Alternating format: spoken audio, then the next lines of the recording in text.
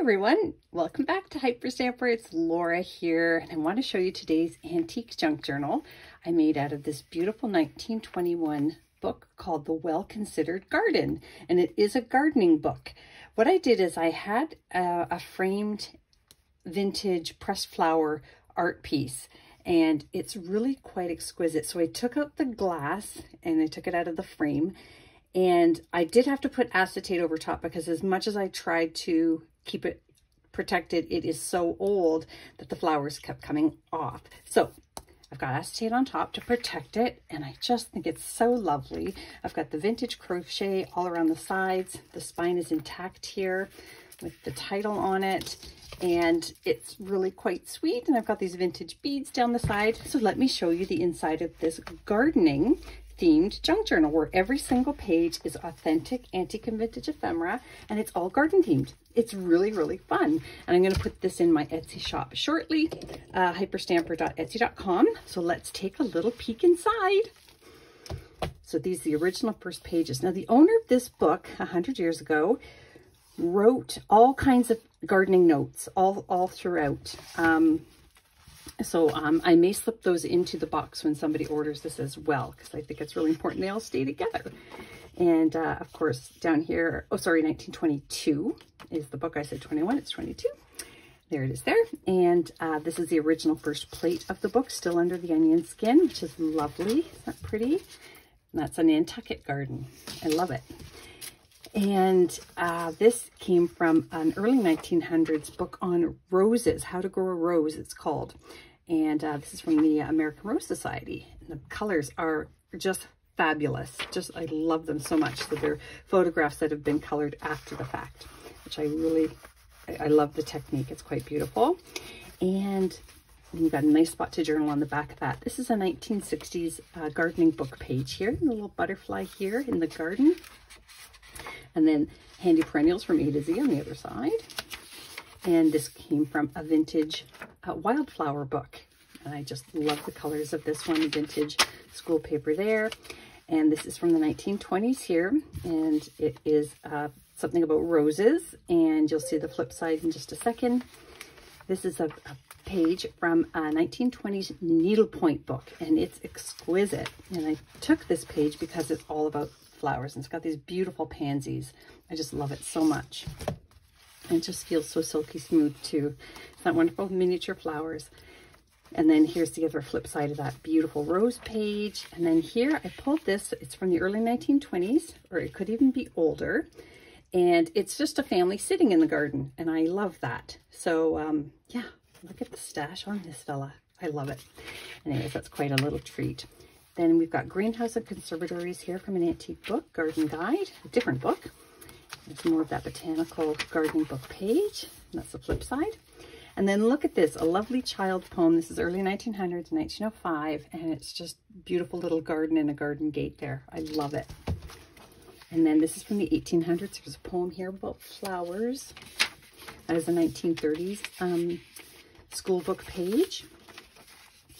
And then this is another botanical page here, gardening, and you'll see more of that in a second. And this is from a vintage gardening book, another one. I used about 10 different gardening books for this, all these different floral images. And this is one of my pressed lavenders. So I put that in. Actually smells really nice. There's the rest of that, the flip side of that. Oh, my little flower there. Rest of that poem. And then this, it's not a gardening thing, but I did want a few pieces that were just fun. And this is a 1950s graduating class. Look at the hairdos. They're pretty fun. And that was in a frame, so I turned it into a bookmark. This here is one of a pressed flower that I did actually find in a book, because I don't have those flowers here. And this is just a really pretty snaps piece, and I pulled it because it says spring on it, and spring is when flowers grow, and that's from England, that one. There's another little 1905 plate here, another girl in the garden. Her dad's working in the garden back there. Just exquisite. And then this is a vintage needlepoint, or sorry, embroidery. And when you lift it up, this is one of the original books of this page, one of the title pages for the chapter 4, and you can journal under there. I just think that's really fun. I love putting fabric in the books. And then, sorry, a little bit of glue there. Another poem here for gardening, and then we've got another vintage page here for gardening. This is from a 1930s children's book, school book about gardening. This is a vintage dictionary page, and this is vanilla, the vanilla flower there, which I love. This is the dust jacket of a very, very old book, and it's these two people sitting in a garden, so I thought that was really beautiful. But here's one of my favorite things in this book here is this 1923, so it's 101 years old, postcard. And you can see how it was hand colored. It's pretty cool. And it's this beautiful bouquet with pansies in it. Isn't that pretty? And little wildflowers. I love it. It's really special. I've had it for a long time because I didn't want to part with it, but it's time now for somebody else to love. And I put in this antique bird book page because gardens have birds in them. Isn't that beautiful? That's so, so pretty. I love birds so much. And then how about this? This is a greeting card from the 50s or 40s. I can't figure out which, but it's got this fun little pull factor here. So it's kind of 3D and bubbly. And then on the inside, it was never used.